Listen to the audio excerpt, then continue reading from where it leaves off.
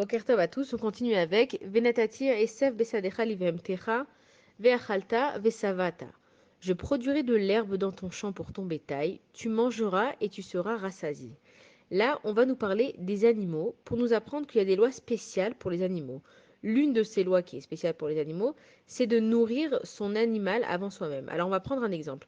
Si moi je vais faire une bracha pour manger quelque chose et que j'attends trop de temps avant de manger cette chose-là, alors la bracha elle est plus valable et je dois recommencer parce que c'est considéré comme si j'avais fait une interruption.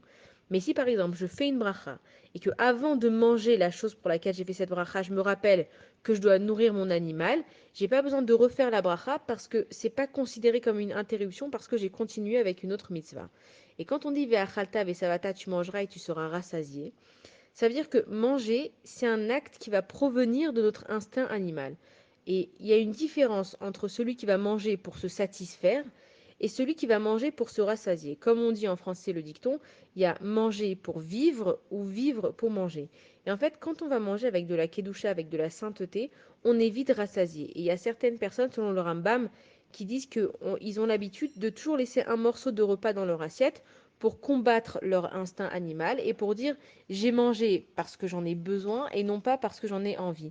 Et donc quand on nous dit Vachata Vesavata, c'est que tout dépend de la façon dans laquelle on mange. Est-ce qu'on mange simplement parce qu'on a envie? On sait que le manger c'est un des 7 péchés capitaux. Est-ce qu'on mange seulement parce qu'on a envie et qu'on ne peut pas se retenir et qu'on n'a pas de limite?